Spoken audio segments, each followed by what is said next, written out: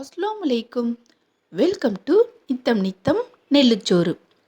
வாங்க இப்போ நம்ம சேனலில் மிகவும் சுவையான கத்தரிக்காய் போட்ட இறால் குழம்பு எப்படி பண்ணுறதுன்னு பார்த்துடலாமா?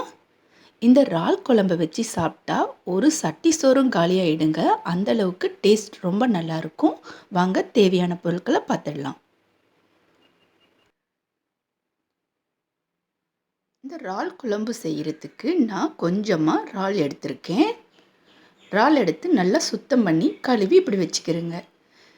சின்னதாக 2 பெரிய வெங்காயம், ஒரு தக்காளி, ஒரு பச்சை மிளகாய், கருவேப்பிலை சிறிதளவு எடுத்துக்கிறேங்க. 1 ஸ்பூன் அளவுக்கு இஞ்சி பூண்டு விழுது நம்ம இதில் சேர்க்கணும்.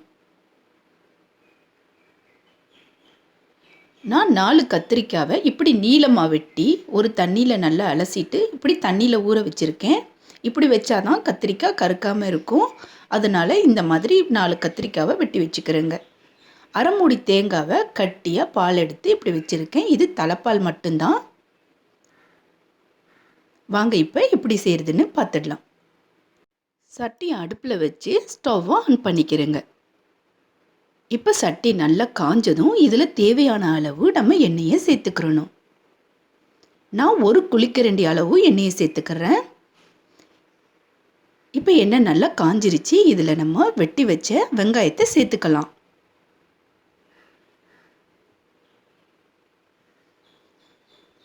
வெங்காயத்தை சேர்த்து நல்லா கிளறி விடுங்க. வெங்காயம் கொஞ்சம் வதங்கட்டும். இப்போ கருவேப்பிலையை போட்டு லைட்டாக கிளறி விட்டுட்டு கொஞ்சமாக உப்பு சேர்த்துக்கணும். நான் கல் உப்பு சேர்த்துக்கிறேன். உப்பெல்லாம் போட்டு நல்லா கிளறுங்க. நம்ம எடுத்து வச்சுருக்க 1 ஸ்பூன் இஞ்சி பூண்டு விழுதை இப்போ சேர்த்துக்கலாம். இஞ்சி பூண்டு விழுதை போட்டதும் நல்லா எல்லாத்தையும் வதக்கி விடுங்க. இஞ்சி பூண்டோட பச்சை வாசனை போகிற அளவுக்கு நம்ம இதை வதக்கணும்.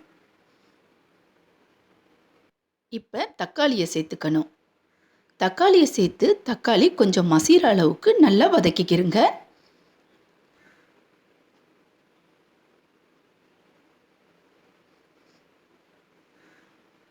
பாருங்கள், தக்காளி இந்த அளவு வதங்கினதும் நம்ம சுத்தம் பண்ணி வச்சுருக்க இறாலை இது கூட சேர்த்துக்கலாம்.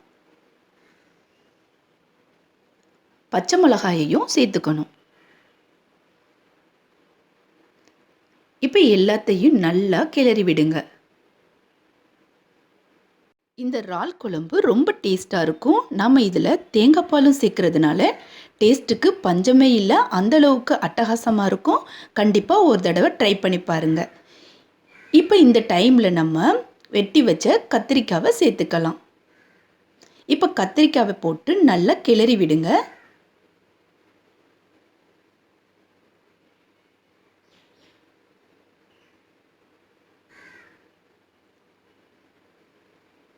இப்படி நல்லா கிளறுங்க. நான் இப்போ அரை ஸ்பூன் மிளகாய்த்தூள் சேர்த்துக்கிறேன். உங்களுக்கு எவ்வளோ காரம் தேவையோ அந்த அளவு மிளகாய்த்தூளை சேர்த்துக்கணும். இப்போ மிளகாய்த்தூள் போட்டு நல்லா கிளறி விட்டு இதை நம்ம 1 நிமிஷத்துக்கு மூடி வைக்கணும்.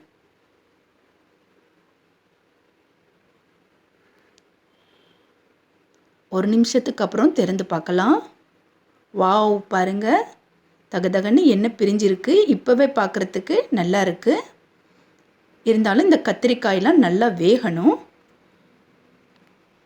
இப்போ இதில் 2 ஸ்பூன் சீரகத்தூள், 1 ஸ்பூன் குழம்பு மல்லித்தூள் சேர்த்து நல்லா கிளறி விடுங்க. இப்படி நல்லா கிளறுனதும் நம்ம கத்திரிக்காய் இதில் வேகாமல் இருக்குது. அதனால் 1 டம்ளர் அளவு இதில் நம்ம தண்ணியை சேர்த்துக்கணும்.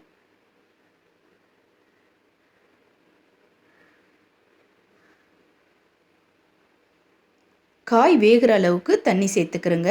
ரொம்பவும் தண்ணி சேர்த்துடக்கூடாது. இப்போ மூடி போட்டு ஒரு 5 நிமிஷம் வேகட்டும். இப்போ 5 நிமிஷத்துக்கு அப்புறம் திறந்து பார்க்கலாம். பாருங்கள், குழம்பு நல்லா கொதிச்சிருச்சு. கத்திரிக்காயும் நல்லா வெந்திருக்கு. இப்போ நம்ம கட்டியாக தேங்காய் பால் எடுத்து வச்சுருக்கோம்ல, அதை இப்படி ஊற்றிடணும். நல்லா கிளறி விட்டு சிறுதனல்ல ஒரு 2 நிமிஷத்துக்கு இதை நம்ம வைக்கணும்.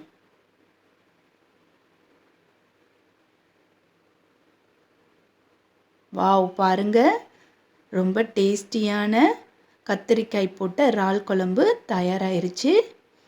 சாப்பிட்றதுக்கு இப்போ ரெடியாக இருக்குது. கமகமன்னு மனம் ஊரையே கூட்டுது. அந்தளவுக்கு மனம் நல்லா இருக்குது. கண்டிப்பாக இது போல் நீங்கள் செய்து பாருங்கள். புதுசாக நம்ம வீடியோவை பார்க்குறீங்களா? அப்போ உடனே சப்ஸ்கிரைப் பண்ணிடுங்க. மறக்காமல் ஒரு லைக்கும் ஷேரும் பண்ணிடுங்க.